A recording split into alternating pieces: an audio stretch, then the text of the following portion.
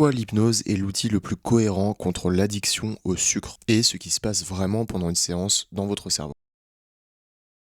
Dans les vidéos précédentes, on avait parlé de plein de choses déjà, des mécanismes biologiques aux patterns comportementaux, du cortisol à l'impuissance acquise, du grignotage du soir au comportement secret. Donc si vous avez déjà regardé les autres vidéos, là vous connaissez votre addiction au sucre beaucoup mieux que la plupart des gens, et même mieux que la plupart des professionnels de santé ne l'expliquent à leurs clients.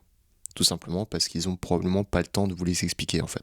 Petite parenthèse là-dessus, mais je ne suis pas un professionnel de santé et l'hypnose ne remplace pas un suivi médical. Par contre, elle le complète harmonieusement. Donc si vous ressentez le besoin de consulter un professionnel style un médecin, un psychologue, un psychiatre ou autre chose, eh bien allez-y. Ok, donc maintenant il reste une question importante à aborder. Cette question elle est fondamentale et elle est simple, c'est comment est-ce qu'on s'en sort concrètement. Et là c'est pas le moment où je vais vous dire ah bah tiens il faut prendre telle pilule ou tiens ça c'est telle solution magique etc qui va répondre à tous vos problèmes. Non, en fait ce qu'on va faire là dans les 3 prochaines vidéos, donc celle d'aujourd'hui, celle de la semaine prochaine et celle d'après, c'est qu'on va vraiment voir ce que la science elle nous dit en fait concrètement vis-à-vis de l'hypnose, en quoi est-ce que l'hypnose elle est efficace et quelles sont ses limites. L'idée c'est de brosser un portrait qui est objectif. Dans la vidéo d'aujourd'hui on va commencer par le commencement, en quoi est-ce que l'hypnose c'était l'outil probablement le plus efficace, plus cohérent pour répondre à l'addiction au sucre et au grignotage. Vous allez peut-être me dire, tu dis ça parce que c'est ce que tu pratiques, mais en fait je dis ça parce que c'est ce que la science suggère. Avant de passer au cœur de la vidéo, je vais me présenter juste en 2 mots,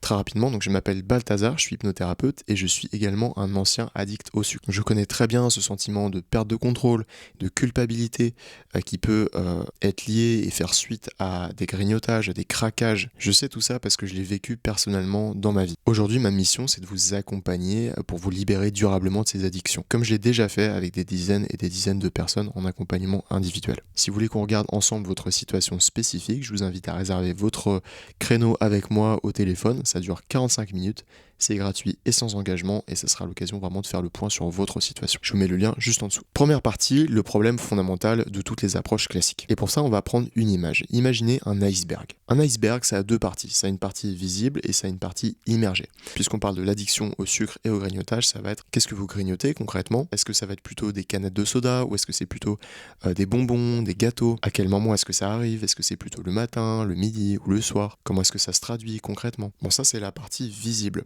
La partie immergée, invisible, c'est vraiment tout le reste. Le cortisol et l'axe HPA, la dopamine, la sérotonine, le GABA, les endorphines, les associations construites depuis l'enfance, les croyances encodées en profondeur, les patterns automatiques répétés encore et encore. On va pas tous les faire, mais les approches classiques, en fait, elles ne se focusent que sur la partie visible de l'iceberg. On va vous dire, il ne faut pas manger du sucre, voici comment est-ce que tu vas pour te priver encore plus, etc.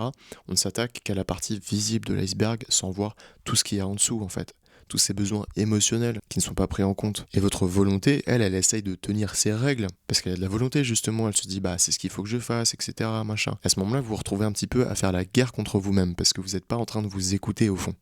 Vous n'êtes pas en train d'écouter ces émotions qui au fond vous ont conditionné. Et il n'y a rien qui agit vraiment sur ces automatismes-là. En tout cas, les approches classiques, elles opèrent clairement au niveau du cortex préfrontal dont on avait déjà parlé dans les autres vidéos. C'est en gros la partie consciente, rationnelle, raisonnable. En fait, dans l'histoire, la partie immergée de l'iceberg, là où le problème et du coup la solution réside vraiment, elle est gouvernée par des structures beaucoup plus anciennes, beaucoup plus profondes. Et la mauvaise nouvelle dans l'histoire, c'est que ces structures-là, ces sous-couches là de votre cerveau, qui ne sont pas le cortex préfrontal, ces couches plus profondes, elles ne répondent pas au langage de la raison. Vous avez beau vous forcer, vous dire non, je ne vais pas faire ça, je ne vais pas faire ça.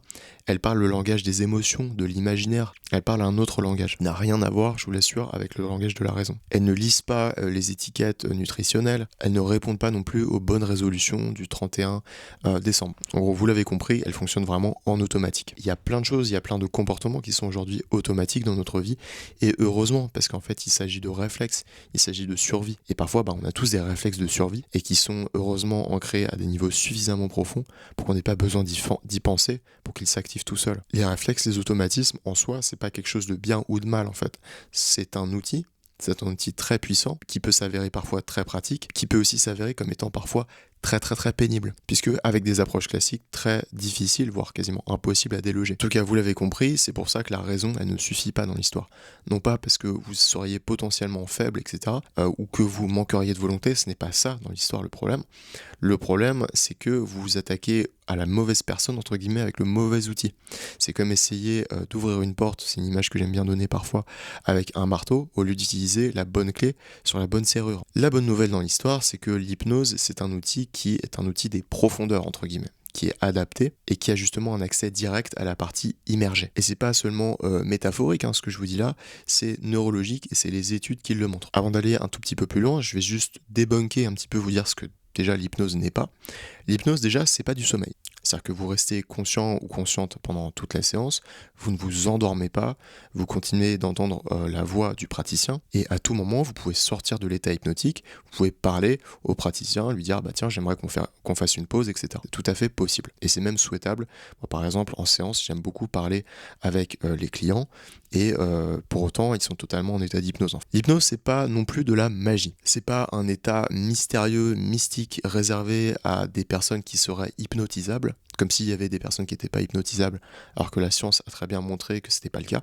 Et attention, ça n'a absolument rien à voir, l'hypnose thérapeutique, avec l'hypnose de spectacle. Moi, par exemple, j'aime pas l'hypnose de spectacle, je vais être tout à fait honnête avec vous. Et je trouve qu'ils font beaucoup de mal à la réputation de l'hypnose thérapeutique, qui, elle, pour le coup, ne vise pas du tout des effets spectaculaires, mais vise un mieux-être, un bien-être, une amélioration, un désancrage d'automatisme, par exemple, dans ce qui nous intéresse. Comparer par exemple l'hypnose de spectacle à l'hypnose thérapeutique, ce serait un petit peu comme comparer un couteau de cuisine à un outil de chirurgien. Bon, à vrai dire, je sais pas si cette image du couteau, elle est forcément la plus heureuse possible, mais je pense que vous avez compris le principe, donc désolé pour cette image. L'hypnose, c'est un état de conscience modifié, en fait. C'est naturel, on l'a tous vécu des milliers de fois, voire des millions de fois, c'est mesurable, c'est reproductible. Vous avez déjà vécu un état d'hypnose quand par exemple vous rentrez chez vous le soir et vous avez réemprunté comme ça des centaines potentiellement de fois le même trajet et que vous êtes dans la lune, où vous êtes en train d'écouter de la musique, vous êtes dans vos pensées, et bien là vous êtes dans une sorte d'état d'hypnose en vérité.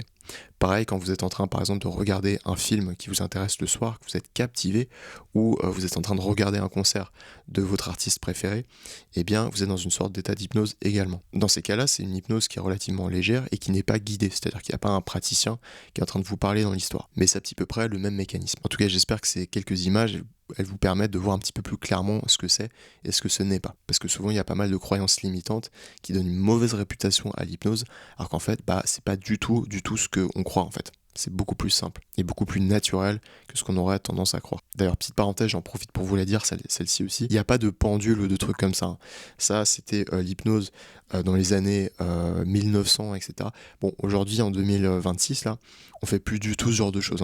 Et ça marche tout aussi bien, voire mieux. Maintenant, voici ce que la neuroimagerie nous dit sur l'hypnose. Alors depuis une vingtaine d'années, les scanners comme ça, très précis, toujours plus précis, nous permettent de voir concrètement ce qui se passe dans le cerveau sous état d'hypnose. Et c'est super intéressant. En fait, en état d'hypnose, il y a plusieurs choses qui se passent simultanément. La première chose, c'est que le mode par défaut se calme. Alors qu'est-ce que c'est le mode par défaut ? C'est un vrai terme scientifique déjà. Et en gros, ça désigne la partie du cerveau qui tourne en arrière-plan en permanence. C'est celle qui ressasse le passé, anticipe l'avenir, juge, compare ou s'inquiète d'événements X ou Y. Ce qu'on peut observer, c'est que sous hypnose, cette partie-là, elle se calme vraiment. Concrètement, si vous avez un mental qui est assez bavard d'habitude, là, il s'apaise significativement. La voix qui d'habitude critique, analyse, etc., là, elle se met gentiment en sourdine. Et c'est d'ailleurs plutôt une bonne chose puisque ça vous permet d'apprécier les résultats des séances d'hypnose avec encore plus de bien-être et de vous laisser aller, ce qui est quand même beaucoup plus agréable. Deuxième truc qui devient aussi un petit peu moins actif, c'est le cortex singulaire antérieur. Alors vous allez peut-être me dire qu'est-ce que c'est encore que ce truc ? C'est une zone dans le cerveau qui est impliquée dans la détection de conflits,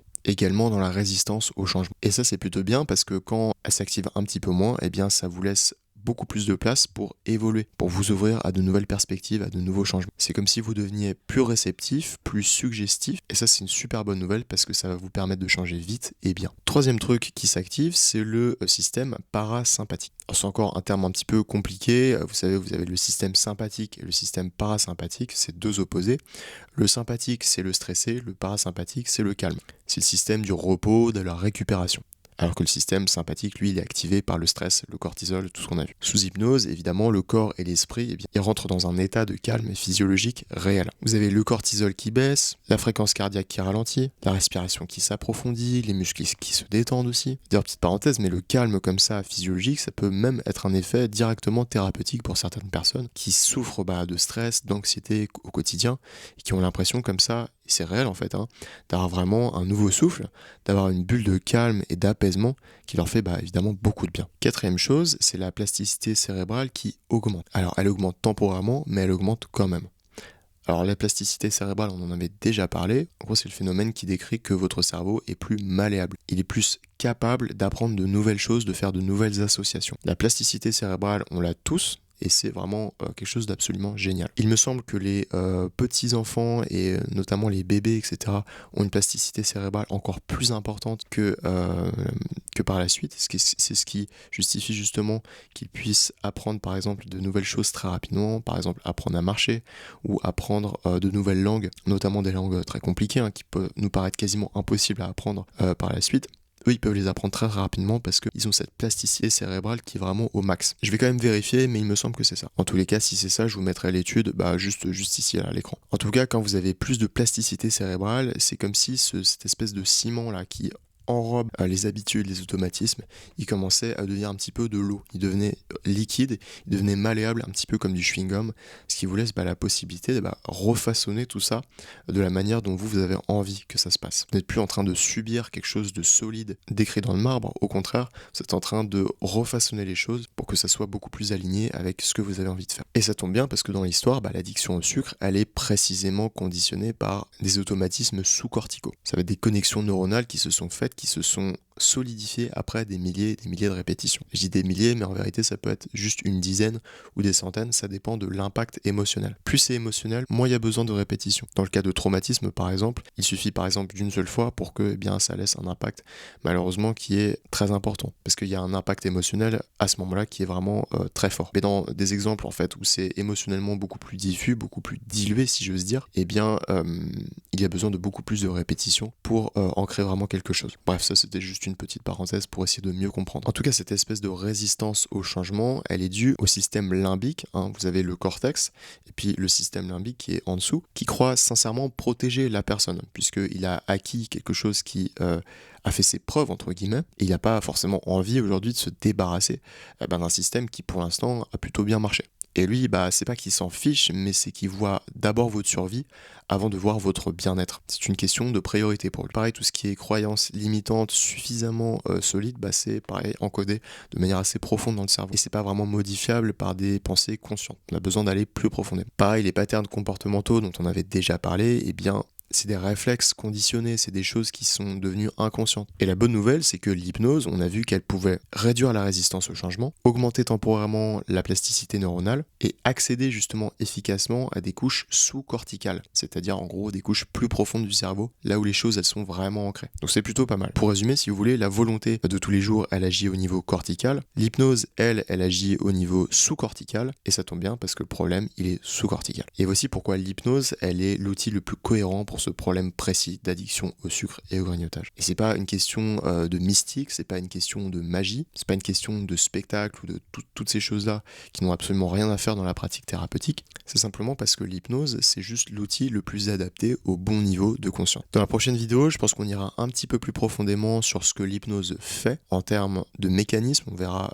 mécanisme par mécanisme comment l'hypnose, elle va vous aider sur tel truc, sur tel truc, sur tel truc. Et puis je pense que, comme je disais en début de vidéo, on verra aussi ce que l'hypnose ne fait pas, parce que c'est important de fixer les limites aussi d'un outil. Donc je pense que dans la prochaine vidéo, on verra comment l'hypnose, elle peut désancrer l'association stress-sucre, comment est-ce qu'elle s'y prend pour installer de nouveaux réflexes, de nouveaux ancrages, comment est-ce qu'elle fait pour travailler sur les croyances, sur les souvenirs un petit peu fondateurs. Enfin bref, on ira un petit peu plus dans le concret, un peu plus dans l'actionnable. Dernière petite chose, avant de vous souhaiter une bonne semaine, c'est que si vous souhaitez réserver un créneau avec moi au téléphone, pour parler de votre cas précis, de votre problématique, il y a des créneaux qui sont ouverts, ils durent 45 minutes, c'est gratuit, sans engagement, et ça nous permettra d'aborder un petit peu votre situation aujourd'hui telle qu'elle est, de voir ce que vous aimeriez faire par rapport à ça. Et par rapport à tout ça, moi je vous proposerais peut-être de travailler ensemble si je vois que c'est quelque chose qui peut vous convenir. Et si à l'inverse, c'est pas quelque chose qui peut vous convenir d'après moi, je vous orienterai vers quelque chose d'autre qui me paraît être plus adapté à votre situation. En tout cas, il faut d'abord en parler au téléphone, parce que encore une fois, chaque personne est différente et une solution X et une solution donnée ne peut pas forcément fonctionner sur toutes les personnes. Voilà, donc c'est important de poser des bonnes bases déjà. Voilà, je vous souhaite une très bonne semaine et je vous dis à la prochaine.